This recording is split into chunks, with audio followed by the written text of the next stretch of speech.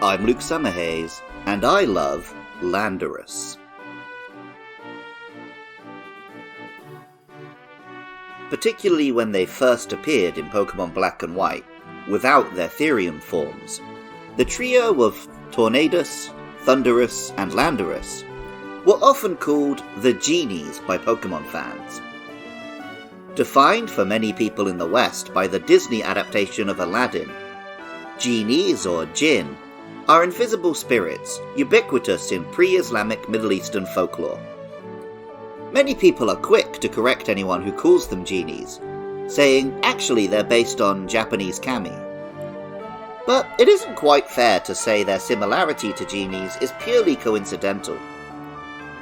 While Japan had a mythology and culture for millennia beforehand, the dawn of writing in Japan is almost simultaneous with the arrival of Buddhism. Much of Japanese culture and art has been influenced for almost 1500 years now by Buddhist imagery, which, by way of China, came from India. Many Japanese yokai and kami were reinterpreted to visually and textually match the myths and images of Buddhism. Kami weren't originally drawn with physical bodies, and when they were drawn like genies. Landorus is a ground and flying type Pokemon originally caught at the Abundant Shrine in Pokemon Black and White, only after catching Tornadus and Thundurus. Like Rayquaza to Kyogre and Groudon, it serves the role of calming those two rampaging monsters. Legends Arceus tells us, when the incarnations of Wind and Lightning crash, Landorus arrives to quell the conflict. After the tempests and thunderbolts abate, the land is sure to be blessed with bountiful harvests. And Black 2 and White 2. From the forces of lightning and wind, it creates energy to give nutrients to the soil and make the land abundant. If Tornadus and Thundurus, drawing inspiration from Fujin and Raijin, represent the winds and storms which batter Japan from the sea, Landorus represents the mighty mountains and landscapes which provide shelter from those storms. In Japan, every mountain, river, or rock is its own kami. But for farmers and those who make their living from the bounty of the land, the most famous kami is Inari. Inari shrines are ubiquitous, partly for religious reasons and partly for tax ones, as the god itself outranks the official who used to be in charge of organizing shrines. So claiming a shrine is to Inari in particular avoided fees in the Edo period. Pokemon Black tells us, lands visited by Landorus grant such bountiful crops that it has been hailed as the guardian of the fields. And Pokemon White tells us, the energy that comes pouring from its tail increases the nutrition in the soil, making crops grow to great size.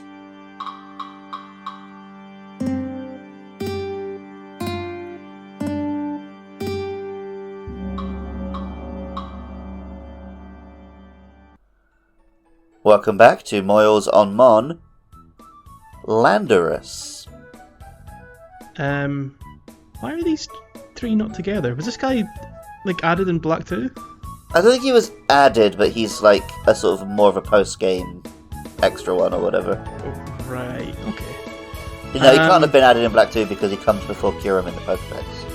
Right, okay. He is... Take what I said about the Tornadus and adding ground stuff. I think he was probably the easiest of the bunch to catch in Arceus, if I remember rightly. I think it was quite easy to dodge the kind of earthquakes he did, I want to say. But yeah, and the only thing I'm going to check is to see is what the heck is that? This Therian form. It's like a cat? Yeah, it's like a tiger. A cat? Yeah. Like, in traditional... I mean, I think it's a Chinese thing this which adopted. Is this like Byaku and Suzaku and... So like north, east, south and west has like a tiger, dragon, bird, and then like a turtle with a snake. Yeah, Byaku, Suzaku, Seiryu, and I forget what the turtle is called. But I'm pretty... What JRPG did you learn it from? Final Fantasy 14. I see. I learned it from an episode of Digimon. There we Where go. they visit Kyoto. Inari is a god of harvest and the fields, often represented by an abundance of red torii gates and statues of foxes, the god's messengers. The most famous Inari shrine is Fushimi Inari in Kyoto, the inspiration for the game Star Fox. In Black 2 and White 2, visiting the Shrine of Abundance will see it full of Vulpix and Ninetales, appropriately enough.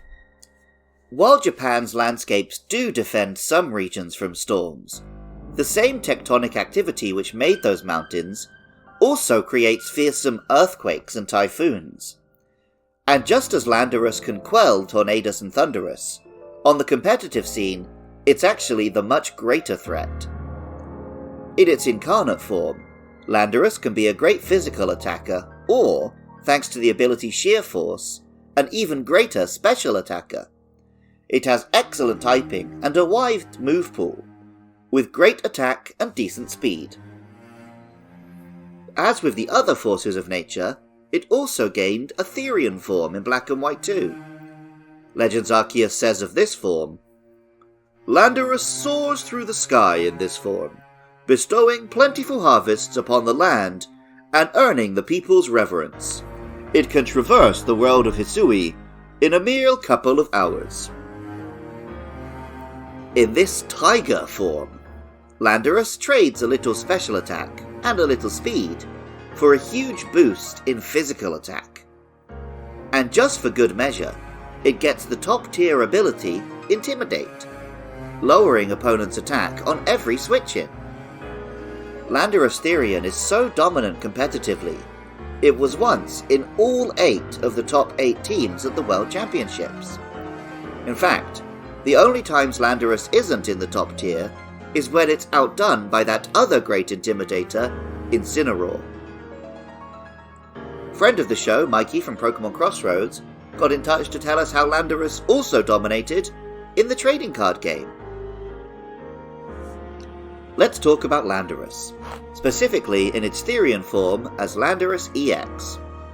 This card came out in the Boundaries Crossed, and it certainly crossed many boundaries due to how many metas it stayed for in the TCG. Landorus EX had a single energy attack called Hammerhead.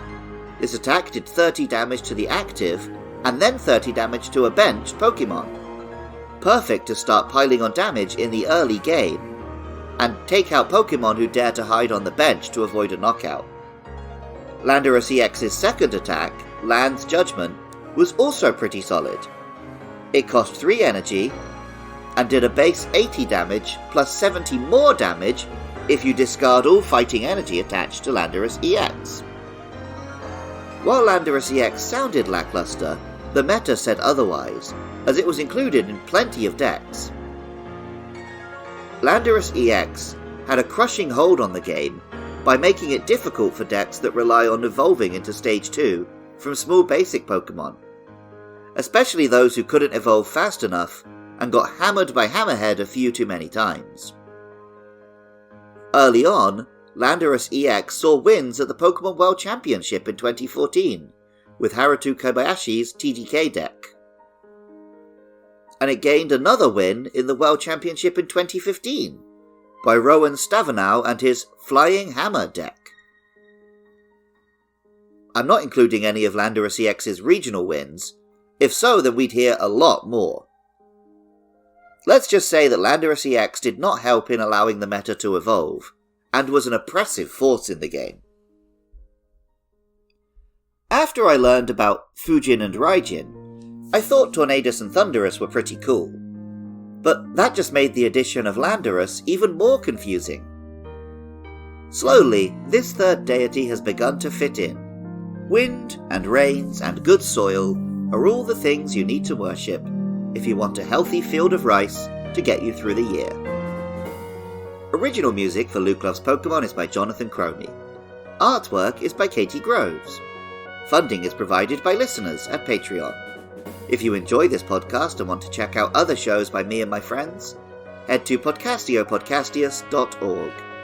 I love hearing from listeners. Get in touch about upcoming Pokemon on Twitter or Facebook at LukeLancePKMN, or on Blue Sky at Podcast Podcast. Drop a comment if you're watching the video, or a review on Apple Podcasts or Spotify. Coming up are Enamorus and Curem, so please get in touch about those or any other monsters. Even if you don't feel like doing any of that, thank you so much just for listening. I love Landorus, and remember, I love you too.